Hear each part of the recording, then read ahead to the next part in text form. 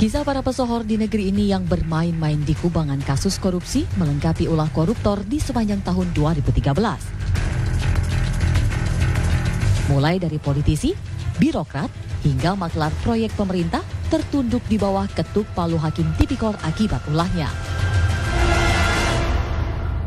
Kepada terdakwa Angelina Patricia Pinkan Sondak dengan pidana penjara selama 4 tahun dan 6 bulan. Sebagai pembuka, di awal tahun 2013, pesohor cantik yang menjejakkan kakinya di panggung politik nasional harus mengakhiri langkahnya di penjara. Angelina Sondak yang berani bermain uang gratifikasi akhirnya divonis 4 tahun 6 bulan penjara. Mantan Putri Indonesia ini menerima hadiah atau fee dalam pengurusan anggaran di Kemendiknas dan Kemenpora. Angie menerima uang sebesar 2,5 miliar rupiah dan 1,2 juta dolar Amerika Serikat dari grup Permai. Belakangan, Mahkamah Agung justru memberikan putusan kasasi bagi Angie 12 tahun penjara dan juga denda.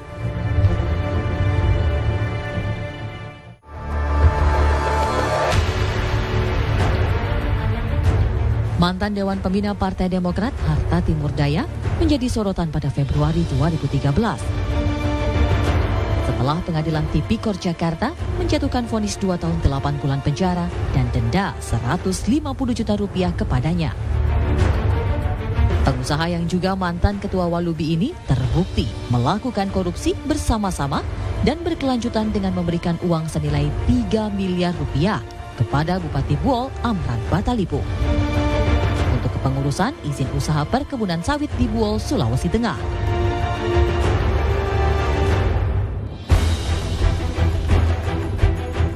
Di bulan Mei 2013, lagi-lagi oknum Senayan berurusan dengan pengadilan. Anggota Komisi 8 DPR RI, Zulkarnain Jabar, divonis 15 tahun penjara dan denda 300 juta rupiah. Bersama putranya, Dendi Prasetya, Zulkarnain Jabar terbukti melakukan korupsi pengadaan Al-Quran di Kementerian Agama. Zulkarnain dan putranya diwajibkan mengganti uang negara yang mereka korupsi masing-masing 5,7 miliar rupiah. Apa yang saya berlaku pada diri saya ini tidak ada hubungannya dengan organisasi, kelembagaan ataupun partai.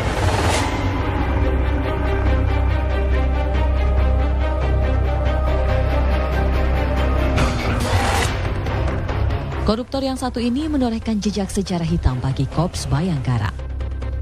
Untuk pertama kalinya, Jenderal Polisi Bintang 2 aktif Irjen Joko Susilo ditangkap dan dijatuhi hukuman. Mantan Kepala Korps Lalu Lintas Mabes Polri, Joko Susilo, divonis 10 tahun penjara dan denda 500 juta rupiah pada September 2013. Joko Susilo terbukti melakukan korupsi pengadaan alat simulator SIM dan melakukan tindak pencucian uang hingga memperkaya diri sendiri sebesar 32 miliar rupiah. Ulah mantan Gubernur Akademi Kepolisian ini merugikan negara sebesar 121,8 miliar rupiah.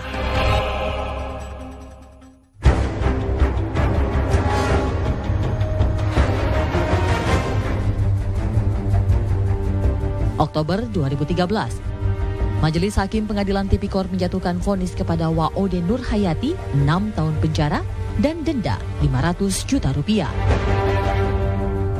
Waode terbukti menerima suap alokasi dana penyesuaian infrastruktur daerah dan melakukan tindak pencucian uang sebesar 50,5 miliar rupiah. Politisi Partai Amanat Nasional ini menerima pemberian hadiah atau fee sebesar 6,23 miliar rupiah dari 3 pengusaha agar Waode memasukkan nama sejumlah kabupaten ke dalam daftar penerima dana infrastruktur daerah di tahun 2011.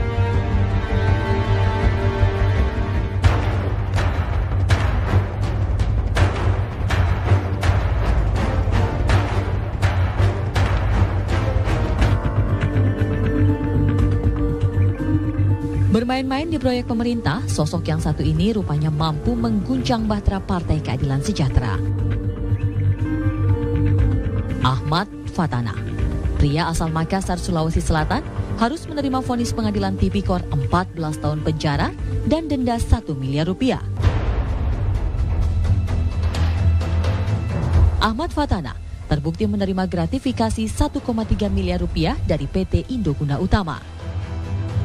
Uang tersebut akan diberikan kepada mantan Presiden PKS, Lutfi Hasan Ishak, untuk memuluskan penetapan kuota impor daging sapi.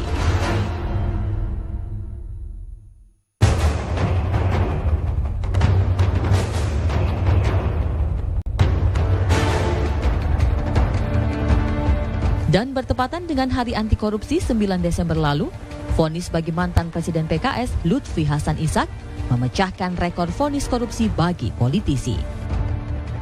Hakim Pengadilan Tipikor Jakarta menjatuhkan vonis 16 tahun penjara bagi Lutfi Hasan.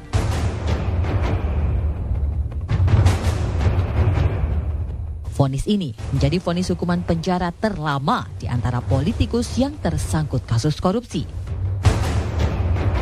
Menurut Hakim Tipikor, mantan anggota Komisi 1 DPR RI ini terbukti bersalah menerima suap dari PT Indoguna Utama sebesar 1,3 miliar rupiah dan melakukan pencucian uang.